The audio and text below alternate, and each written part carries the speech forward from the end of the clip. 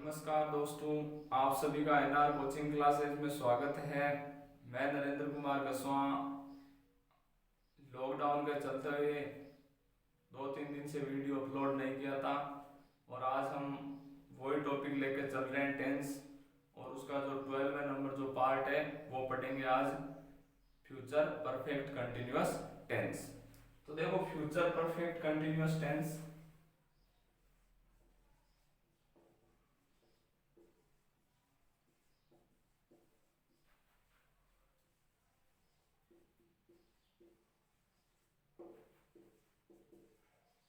Future perfect continuous tense देखो, इसकी जो आइडेंटिफिकेशन है हिंदी में वो क्या होती है। देखो, इसकी जो आइडेंटिफिकेशन होती है वो टाइम प्लस से रहा होगा, से रही होगी, से रहे होंगे, इटीसी।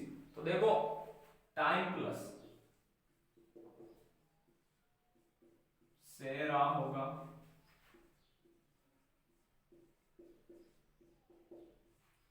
से रही होगी,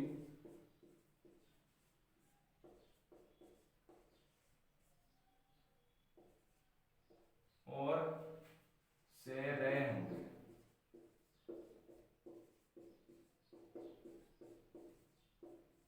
तो एक बार वापस देखो, इसकी जो आइडेंटिफिकेशन है वो है कि अगर हिंदी वाक्यों के अंत में टाइम विद, टाइम के साथ में अगर से रहा होगा, से रही होगी, से रहे होंगे या से रहा होगा, वहां पे इत्यादि आते हैं, तो वहां कौन सा टेंस होता है? फ्यूचर परफेक्ट कंटिन्यूअस टेंस होता है। अब देखो, इसकी जो इंग्लिश में वो आइडेंटिफिकेशन होती है वो होती है मुख्य रूप से हेल्पिंग वर्ब। हेल्पिंग वर्ब इसमें यूज की जाती है will have been और shall have been।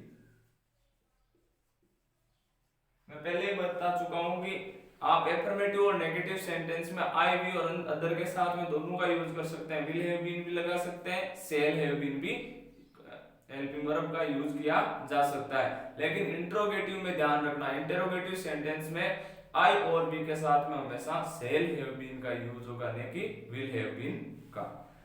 इसके अलावा अब कंटिन्यूअस नाउन आ गया तो सीधा ध्यान रखना है, हमें बी फोर्थ फॉर्म का यूज करना है। तो मेन वर्ब की फर्स्ट फॉर्म के साथ आईएनजी या इसे बदलता है बी फोर्थ फॉर्म। इस चीज को आप ध्यान रखना। सिंस फॉर का यूज होगा इसमें, सिंस और फॉर का यूज। सिंस का यूज होगा पॉइंट ऑफ टाइम और फॉर का यूज होगा पीरियड ऑफ टाइम। तो एक बार वापस देखिए, फ्यूचर परफेक्ट कंटिन्यूअस टेंस की हिंदी में जो आइडेंटिफिकेशन होती है कि हिंदी वाक्यों के अंत में टाइम प्लस से रहा होगा, से रही होगी, से रहे होंगे, इटीसी आता है, वहां पे कौन सा टेंस होता है? फ्यूचर परफेक्ट कंटिन्यूअस टेंस होता है। अगर इसकी बात करें हम इंग्लिश में कि इसकी आइडेंटिटी कैसे करें, तो हमें इसका ध्यान रखना है सीधा सा सिस्टम कि अगर जहां पे will have been, shall have been plus V first plus ING या वी फोर्थ फॉर्म का जहां यूज होता है, वहां कौन सा टेंस होता है? फ्यूचर परफेक्ट कंटिन्यूअस टेंस होता है। इसके अलावा इसमें सिंस और फॉर का यूज होगा। अब आगे देखो एफर्मेटिव सेंटेंस।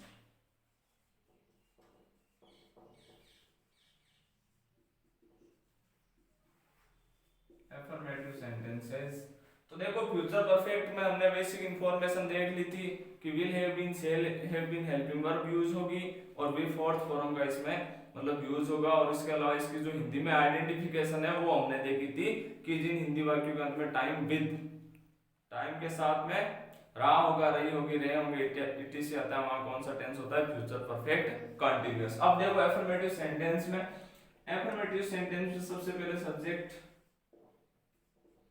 फिर हमें विल हैव बीन या शेल हैव बीन में से एक को आपको चूज करना पड़ेगा सब्जेक्ट के अकॉर्डिंग। इसके बाद में वी फोर्थ फॉर्म, उसके बाद में ऑब्जेक्ट, उसके बाद में सिंस फॉर का यूज, उसके बाद में यहाँ पे टाइम। तो ये क्या क्या बनेगा, इसका स्ट्रक्चर बनेगा। देखो सबसे पहले आएगा सब्जेक्ट, सब्जेक्ट के बाद में विल हैव बीन और सेल हैव बीन। आई और वी के साथ में हम किसका प्रयोग कर देंगे, सेल हैव बीन का, और बाकी के साथ में विल हैव बीन का, प्लस वी फोर्थ फॉर्म का इसमें यूज होगा, या V first plus ING form, क्योंकि यहाँ पे क्या है, कंटिन्यूअस टेंस है, प्लस ऑब्जेक्ट। ऑब्जेक्ट के बाद में हमें क्या लगाना है, सिंस और फॉर का यूज करना है, किसके अकॉर्डिंग, टाइम के अकॉर्डिंग। अगर पॉइंट ऑफ टाइम हो तो वहां सिंस का यूज कर दो, और जहां पीरियड ऑफ टाइम होता है वहां किसका फॉर कर दो, यूज आप फॉर का यूज कर दो। अब देखो इसके कुछ एग्जांपल देखते हैं। वह सुबह से टीवी देख रही होगी, तो she will have been watching TV since morning,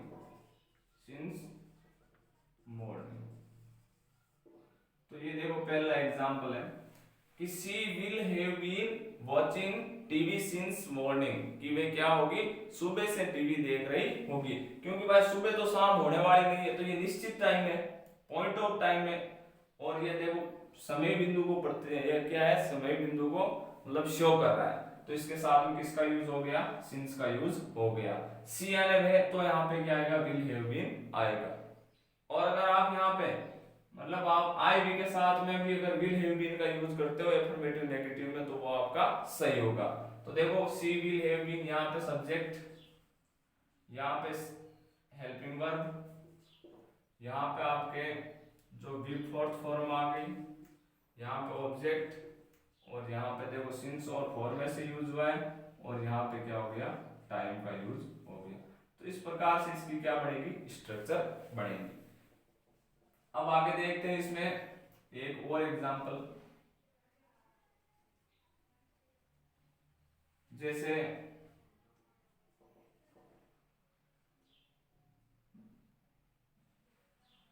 वह 2 घंटे से, he will have been playing cricket for 2 hours।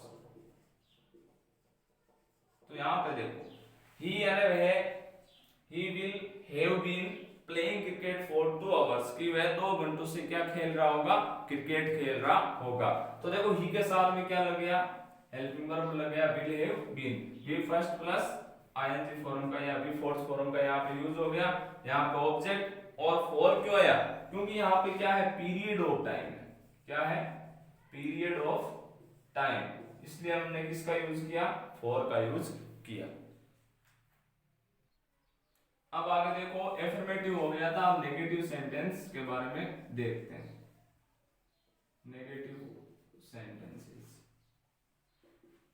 तो देखो नेगेटिव सेंटेंसेस का जो स्ट्रक्चर बनेगा वो कैसे बनेगा, सबसे पहले सब्जेक्ट लिख दिया, फिर विल, और यहाँ पे सेल में से एक यूज करना है, फिर हमें 3 नंबर पे क्या लगाना है, नोट, फिर हैव बीन, फिर लगाना है हमें बी फोर्थ, फिर लगाना है हमें ऑब्जेक्ट, उसके बाद में हमें यूज करना है सिंस और फॉर में से, उसके बाद में हमें यूज करना है टाइम, फिर जो भी अदर है वो। तो इसका स्ट्रक्चर बनेगा ये, सबसे पहले आएगा सब्जेक्ट प्लस विल और सेल में से हमें यूज एक करना है, एक हेल्पिंग वर्ब यूज होगी। फिर हमें ध्यान रखना है 3 नंबर पे, नेगेटिव सेंटेंस में 3 नंबर पे किसका यूज किया जाता है, नोट का यूज किया जाता है। उसके बाद में हैव बीन, फिर वही मैटर है, B four object, since for plus time. Example देखो,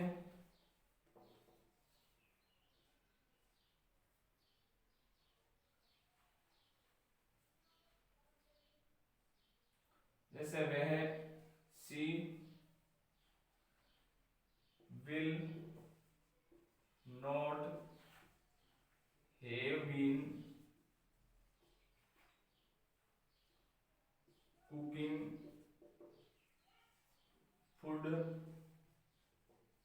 फॉर 2 वीक्स।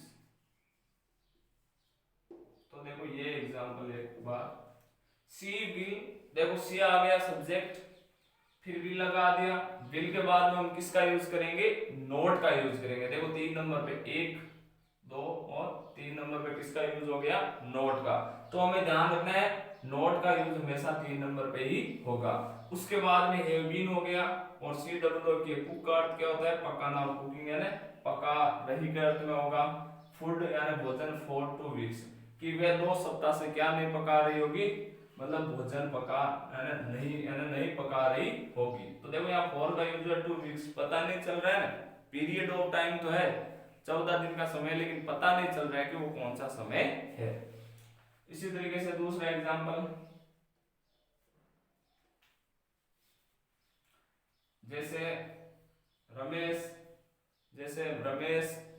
मतलब 2010 से क्रिकेट नहीं खेल रहा होगा, मैंने रमेश, देखो रमेश जैसे 2 दिनों से क्रिकेट नहीं खेल रहा होगा, तो Ramesh will not playing cricket for 2 days. तो एक बार इसे देखिए, 2 डेज कौन से 2 दिन पता नहीं चल रहा है, इसलिए किसका यूज हो गया, फॉर का। तो रमेश 3 नंबर पे किसका प्रयोग हो गया, नॉट का। प्लेइंग क्रिकेट फॉर 2 डेज, कि रमेश 2 दिन से क्या नहीं खेल रहा होगा, क्रिकेट नहीं खेल रहा होगा।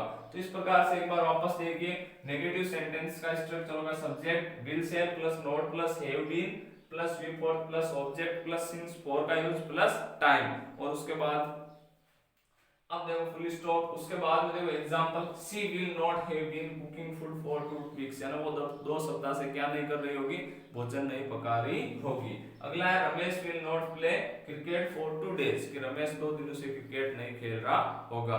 तो ये सबसे इजीली है, हम इसे बेसिक तरीके से क्या कर रहे हैं, इसको हम मतलब आपके सामने मैं जो आपके सामने इसको प्रस्तुत कर रहा हूँ एकदम बेसिक तरीके से, ये हमारा बहुत ही लो लेवल है, लेकिन अगर ये नहीं सीखेंगे तो हम आगे इसमें कुछ नहीं सीख पाएंगे। इसलिए इसको ज्यादा से ज्यादा आप गौर करना स्ट्रक्चर के बारे में। तो देखो यहाँ पे एक बार वापस देखना कि रमेश विल नोट, यहाँ पे सॉरी यहाँ पे हमें क्या यूज करना है, हैव बीन का यूज करना है। वो थोड़ा सा जल्दी में हो गया था, वापस देखो कि Ramesh will not have been, यहाँ पे हैव बीन का यूज करना था। आगे देखो नेगेटिव हो गया था, अब हम देखेंगे इंटेरोगेटिव सेंटेंस। इंटेरोगेटिव सेंटेंसेस का जो क्या बनेगा स्ट्रक्चर वो देखते हैं। सबसे पहले आएगा आपके विल और सेल में से, उसके बाद में सब्जेक्ट, फिर आपके हैव बीन, फिर आपका आएगा बी फोर्थ, फिर ऑब्जेक्ट, फिर सिंस फॉर का यूज, उसके बाद में आपका आएगा टाइम। तो ये क्या बनेगा, स्ट्रक्चर बनेगा।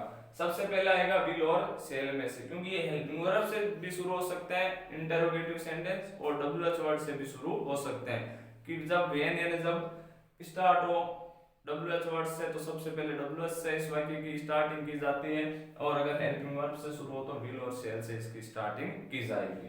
उसके बाद में सब्जेक्ट आएगा, सब्जेक्ट के बाद में have been plus V four plus object since for plus time. अब देखो इसके जो एग्जांपल है वो देखते हैं। तो देखो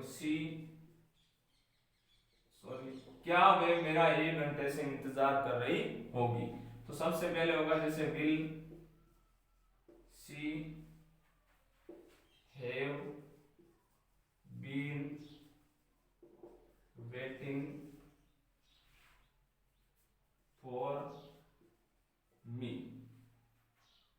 फॉर एन आवर। एक बार वापस देखो कि क्या वह मेरा 1 घंटे से इंतजार कर रही होगी। तो क्या मतलब क्या अगर शुरुआत में आता है तो हेल्पिंग वर्ब से वो शुरू होगा। तो will she have been waiting for me for an hour, for 1 घंटा है तो 1 घंटा है कौन सा ये नहीं पता चल रहा है, ये पीरियड ऑफ टाइम को क्या कर रहा है, शो कर रहा है। फिर आगे जैसे will they have been playing cricket since evening, पीछे यहाँ पे क्वेश्चन मार्क चिन्ह और यहाँ पे भी क्या लगेगा, साइन ऑफ इंट्रोगेशन। वापस देखो एक बार, will she have been waiting for me for an hour, क्या वे मेरा 1 घंटे से इंतजार कर रही होगी। अगला है will they have been playing cricket since evening, क्या वे शाम से क्रिकेट खेल रहे होंगे। तो देखो यहाँ पे हमें अगर ऐसे पूछ रहे हैं कि वे शाम से क्रिकेट क्यों खेल रहे होंगे, तो सबसे पहले हम यहाँ क्या कर देंगे, यूज वाई, कि why will they have been playing cricket since evening. ऐसा अगर यहाँ पे हो जाए कि भाई वो मेरा 1 घंटे से इंतजार क्यों कर रही होगी, तो वाई सबसे पहले आ जाएगा कि why will she have been waiting for me for an hour. तो इस तरीके से ये बन जाएगा। अब देखो वापस एक बार इसे इंटरोगेटिव सेंटेंस में सबसे पहले आएगी हेल्पिंग वर्ब। अगर WH से शुरू हो रहा है तो सबसे पहले WH वर्ड, उसके बाद में helping verb, subject have been, V four plus object since for plus time. अब बात करें हम आगे, will they have been playing cricket since evening और will she have been waiting for me for an hour. अब देखो यहाँ पे हमें खास तौर से ये बात ध्यान में रखनी है, अगर इंट्रोनेगेटिव आ जाए तो क्या करें। इंट्रोनेगेटिव में हमें क्या करना है, सब्जेक्ट के जस्ट बाद में हमें किसका यूज करना है, 3 या यहाँ पे अगर हेल्पिंग वर्ब है तो 3 नंबर पे, वरना कौन से नंबर पे, 4 नंबर पे किसका प्रयोग हो जाएगा, नोट का यूज हो जाएगा। वापस देखो इंटरोगेटिव सेंटेंस के ये जो इंपॉर्टेंट रूल है, यानी इंपॉर्टेंट रूल का क्या करना है, हमें सिर्फ किसका ध्यान रखना है, इस स्ट्रक्चर का ध्यान रखना है। चाहे आप कौन सा ही टेंस ले लो, अगर उसका आपको स्ट्रक्चर आता है तो आपके जो बोलने का तरीका इंग्लिश का वो भी आप धीरे धीरे उसमें स्पोकन इंग्लिश का भी आपका जो लेवल है वो क्या हो जाएगा, ग्रोथ हो जाएगा। और साथ ही साथ में जो आपका बेसिक ग्रामर का जो सेशन है वो भी आपके साथ में इसके साथ में क्लियर होता जाएगा। तो इसे भाइयों ज्यादा से ज्यादा इस सेशन को शेयर करें और इसके अलावा घर पे रहें, ताकि जो क्योंकि जो ये कोरोना जो बीमारी है वो ये तो है नहीं कि भाई हम अगर घर पे रहे तो इससे सुरक्षित रह सकते हैं, अपने आप को बचा सकते हैं, वरना अगर किसी को छू लिया तो वो हमारे भी लग सकती है। वैसे ये ज़्यादा कोई खास बीमारी नहीं है, लेकिन फिर भी हमें इसका ख्याल रखना होता है। यानी यंग जनरेशन के लिए तो कोई ज़्यादा डिफिकल्टी पैदा नहीं हो रही है, लेकिन जो बूढ़े बुजुर्ग हैं अगर उनके वो लग गई तो उनके लिए ज़्यादा दिक्कत हो सकती है। तो घर पे रहें, सुरक्षित रहें और इस सेशन को आप ज़्यादा से ज़्यादा शेयर करें ताकि मेरा भी मनोबल बढ़े। धन्यवाद।